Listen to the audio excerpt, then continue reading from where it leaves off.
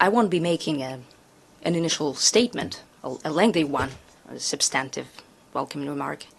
I hope that as ladies and gentlemen of the media, you're following what's happening. I have just spoken at the General Assembly Hall, and there are the main outlines for the Russian foreign policy. My main conclusion at this stage of the General Assembly does confirm that the world is going through a deep transformation. As part of that transformation, there is a collision of two mainstream processes. One is an objective, historically driven process of shaping of the multipolar world that is firmly based on the principle of sovereign equality of states, which is enshrined in the UN Charter. And the second group of countries is represented by those who would like to maintain unipolarity to preserve what we're used to calling the golden billion, to preserve a neo-colonial, not a colonial, world order, trying to live at the expense of others. There are plenty of examples, and I'm sure that you, as journalists, take an interest in what's happening. You take an interest in the way the countries are trying to explain their positions and the way their words apply to their deeds. Are they the same or not? And I suggest we move on to questions, and Maria will be conducting the process. To UN Correspondent Associations, please, Valerio Rebecca. Thank you so much. Thank you, Mr. Foreign Minister, for the press conference on behalf of the United Nations Correspondent Association. It's Valeria Rebecca from ANSA Newswire. The EU says that we are already in a hybrid war with Russia, and according to NATO, Russia's repeated air violations constitute a military escalation that endangers human life, and Moscow bears full responsibility. What is your response to this accusation? Thank you so much.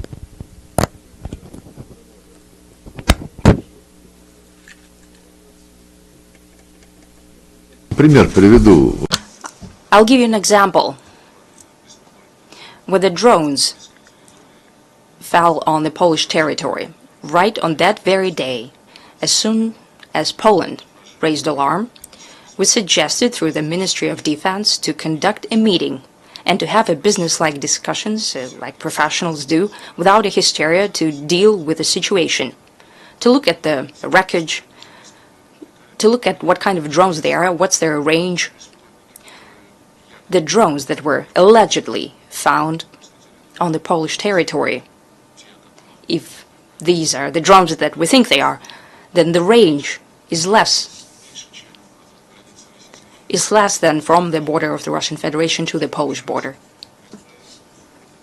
But I'd like to repeat once again, when someone is shying away from a frank conversation, from a proposal to have an honest conversation, they don't want to deal with that, then I guess it's a good thing that you've started with this question.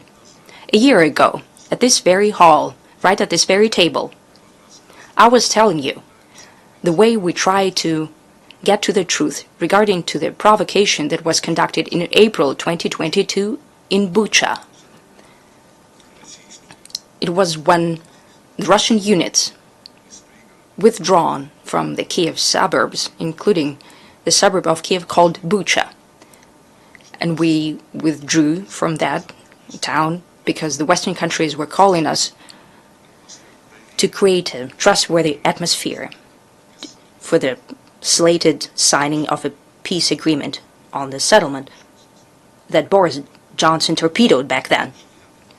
So when Russian units withdrew from that settlement of Bucha, 2 days later, it was a happenstance, so to speak. TV reporters from the BBC were broadcasting around the world corpses that were lying in perfect order along the major street of Bucha. So no one saw them for 2 days, and finally they saw them. It doesn't happen like that. So for these 3 years, I've been pledging with the UN Secretary General, and we've actually sent an official request to the UN Human Rights Office and we've been asking for one thing.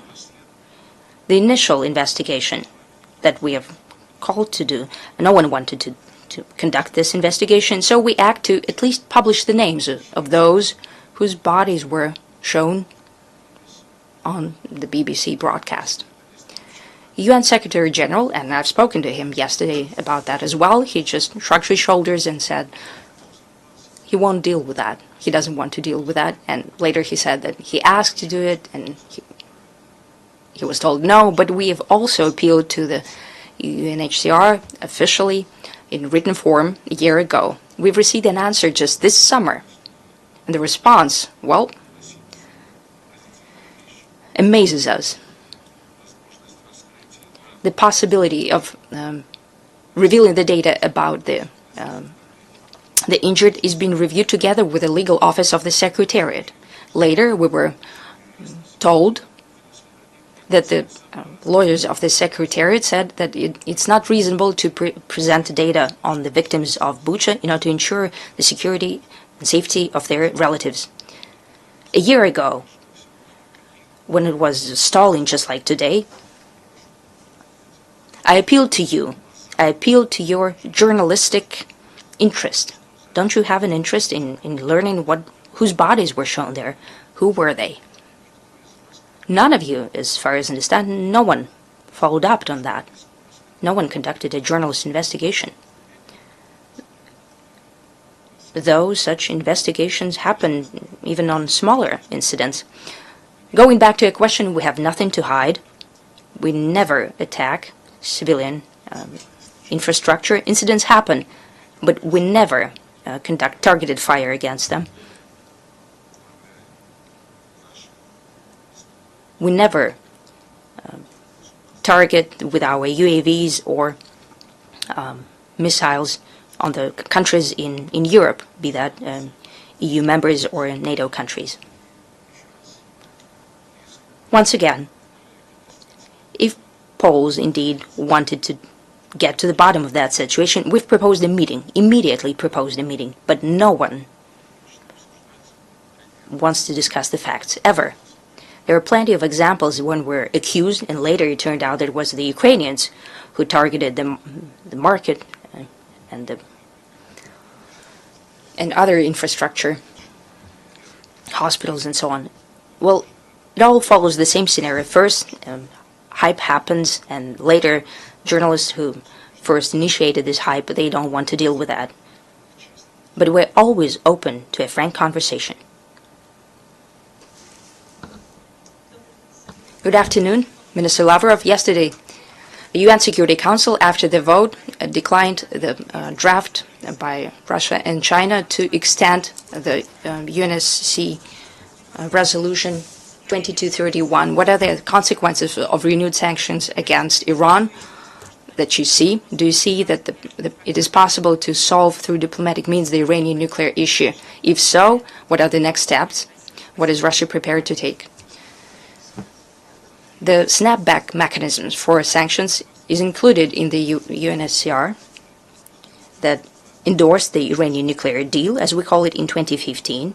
It was enshrined there after the direct negotiations between the Iranian Foreign Minister and the United States State Secretary. John Kerry was the State Secretary back then. So this so-called snapback mechanism is not typical for any other sanction regimes.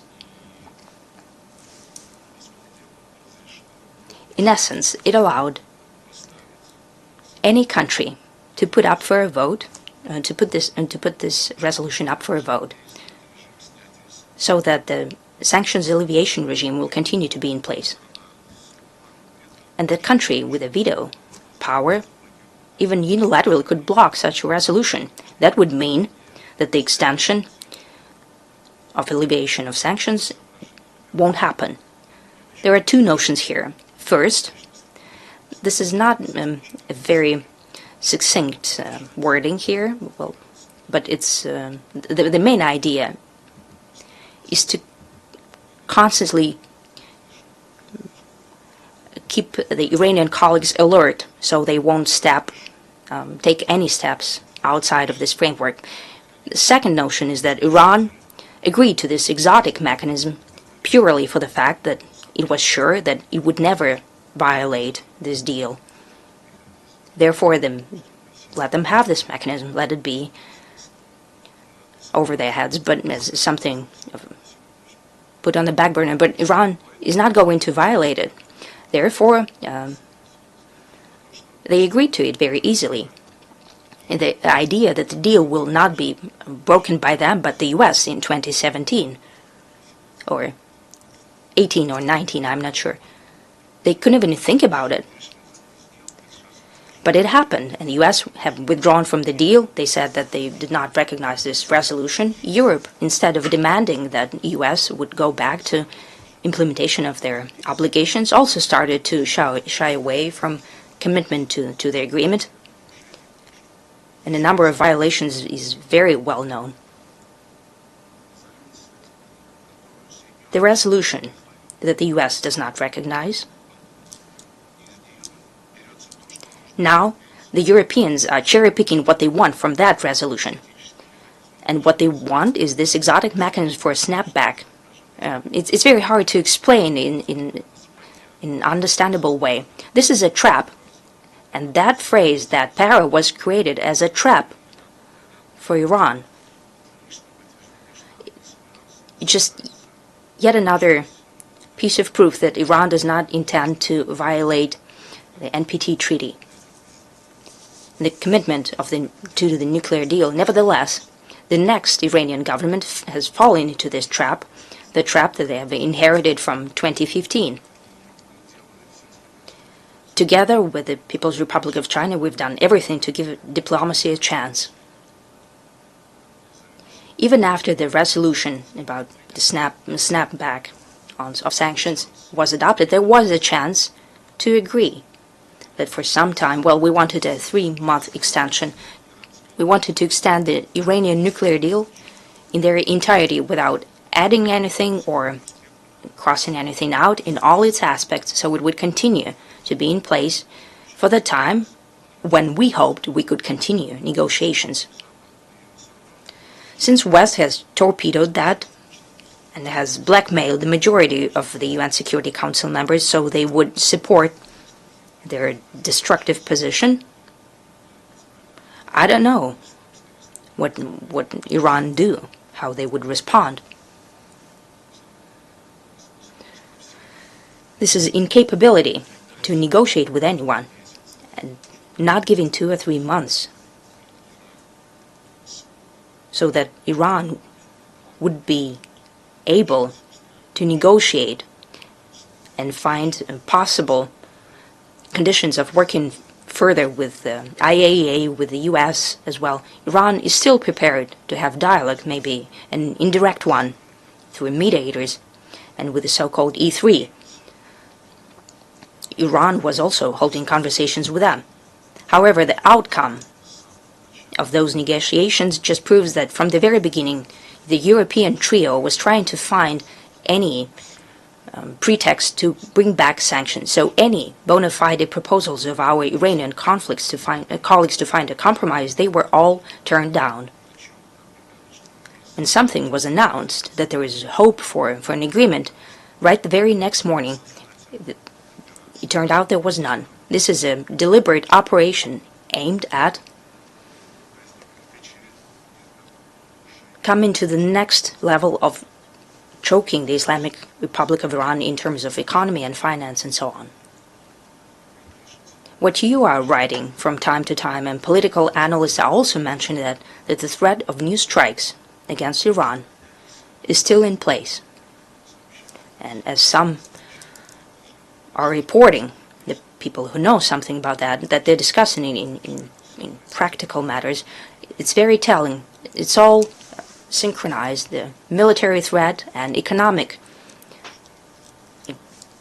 issues as well. It just means that the European countries have no qualms about violating resolutions, be that on Iran or Kosovo or Minsk agreements on Ukraine. There are plenty of examples of that.